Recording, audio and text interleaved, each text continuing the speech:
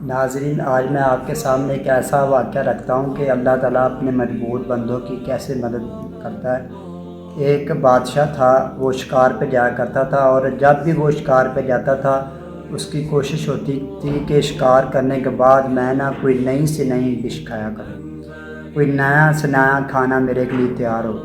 تو ایک دن وہ شکار کے لیے جانے لگے تو اس نے اپنے جو خادم تھے، خدمت گزار تھے، ان کو کہا کہ آج میں نے شکار کے بعد بھونا ہوا مرغا کھانا ہے۔ تو جب وہ شکار کے لیے چلے گئے، شکار کر لیا تو دسترخوان بچھ گیا، تو خدمت گزاروں نے آگے ان کے بھونا ہوا مرغا رکھ دیا۔ تو ایک پیچھے سے شاہین آیا، اس نے اس بھونے مرغے کو اٹھایا اور پہاڑ کی طرف چلے گئے۔ تو بادشاہ نے جو اپنے خدمت گزار تھے ان کو حکم دیا کہ جاؤ اس شاہین کا پیچھا کرو۔ تو جب وہ اس کے خدمت گزار ہیں وہ اس شاہین کے پیچھے گئے تو انہوں نے دیکھا کہ پہاڑ کی دوسری طرف شاہین چلا گیا۔ انہوں نے اپنی سواریاں پہاڑ کی ادھر روکی اور پہاڑ کے اوپر چڑھ کے دوسری طرف گئے تو دیکھا کہ ایک مجبور شخص ہے، اس کے ہاتھ پاؤں بندھے ہوئے ہیں، اور جو شاہین ہے وہ اپنی چونچ سے وہ اس بھونا ہوا مرغے کی گوشت نوچ کر اس کے منہ میں ڈال رہا ہے، اور پاس ایک چشمہ ہے، ادھر سے پانی لا کر اپنے چون میں بھر کر اس کے منہ میں ڈال رہا ہے۔ تو جب یہ ماجرا خدمت گزاروں نے دیکھا تو انہوں نے پوچھا کہ کیا ماجرا ہے؟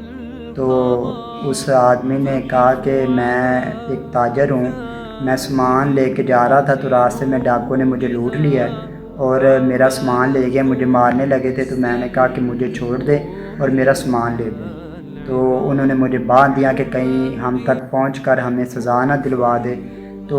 ڈیلی کا اس شاہین کا یہی ڈیوٹی ہے کہ وہ مجھے کہیں سے کہیں کھانا لا کر مجھے اسی طرح کھلاتا ہے۔ تو میرے یہ واقعہ بیان کرنے کا مطلب یہ ہے کہ اللہ تعالیٰ اپنے بندے کو کسی بھی لمحے میں، کسی بھی حالات ہو، جیسے بھی حالات ہو، کبھی اکیلا نہیں چھوڑتا، ہر وقت اللہ اپنے بندے کی مدد میں رہتا ہے۔ اس لیے اگر آپ کو لگ رہا ہے کہ میرے لیے سارے دروازے بند ہو گئے ہیں، اب میں بے بس ہوں، میرا اب بس نہیں چل رہا، میرے لیے سارے دروازے بند ہو گئے ہیں، تو یہ اس مالک کا ایک دروازہ کھلا ہے، اس کو جا کے دستک دیں، اس کے دروازے پہ دستک دیں، اس کے سامنے التجائے کریں، اللہ سے مدد مانگیں، تو انشاءاللہ آپ کی محنت، آپ کی دعائیں اللہ تعالیٰ ضرور قبول فرمائے۔